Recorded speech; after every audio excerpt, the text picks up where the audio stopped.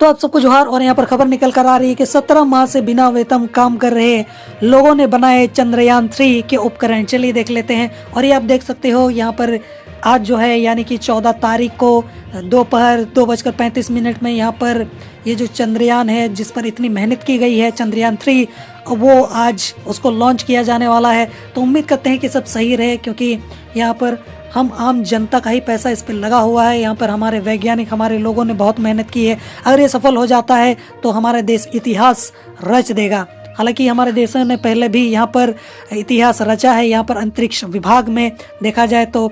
हालांकि फिर भी ये देखा जाए तो इसमें भी अगर सफलता हाथ लगती है तो कहीं ना कहीं हम बहुत बड़े बड़े कीर्तिमान रच देंगे। चंद्रयान 3 का यहाँ पर प्रक्षेपण शुक्रवार को श्रीहरिकोटा से प्रस्तावित है।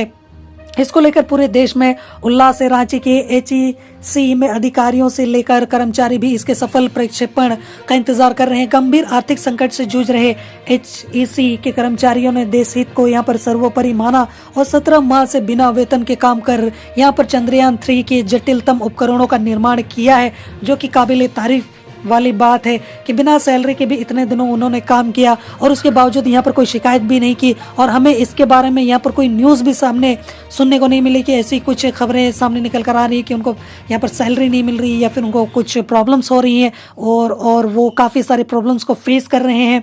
और वो अपना घर कैसे चला रहे थे वो तो वही जाने।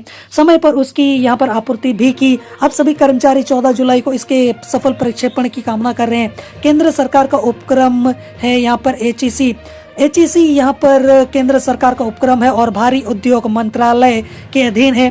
HEC के पास कार्यशील पूंजी की कमी करीब 2 साल से है। 17 माह से यहाँ काम कर रहे अधिकारियों और कामगारों को वेतन नहीं मिला है। वेतन की मांग के लिए यहाँ के कामगार जो है वो लगातार आंदोलन भी कर रहे हैं। हालांकि ये आंदोलन कभी भी न्यूज़ में नहीं आया और कभी हाईलाइट भी नहीं हो पाया, वरना हम सबको पता लग ही जाता। चंद्रयान 3 पर अभाव में होता रहा काम।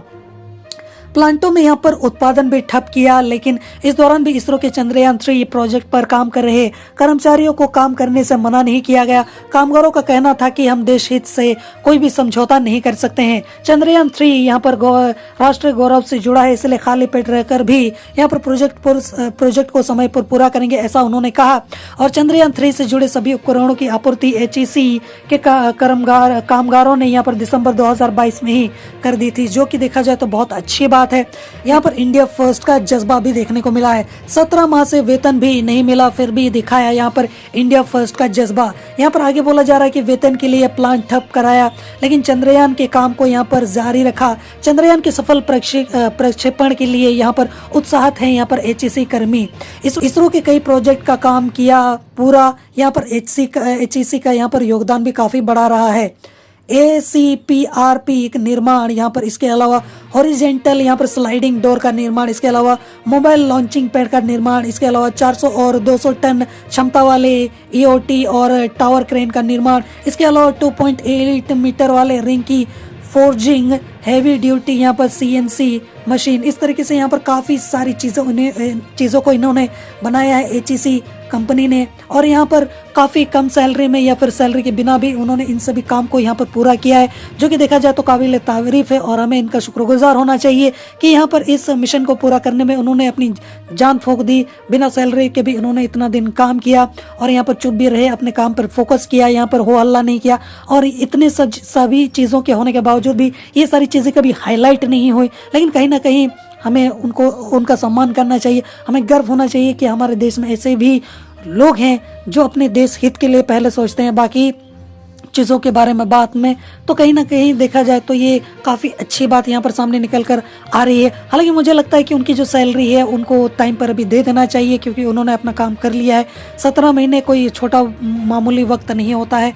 काफ़ी बड़े बड़े जो है घर परिवार वो भी बिखर जाते हैं, तो उसका भी हमें ध्यान रखना है। कोई अगर भूखे पेट यहाँ पर अपने देश की सेवा कर रहा है तो उसका पेट भरने की जिम्मेदारी यहाँ पर देश के लोगों की भी है और यहाँ पर सरकार की भी है कि वो उनके हित का भी ख्याल करे। जोहार।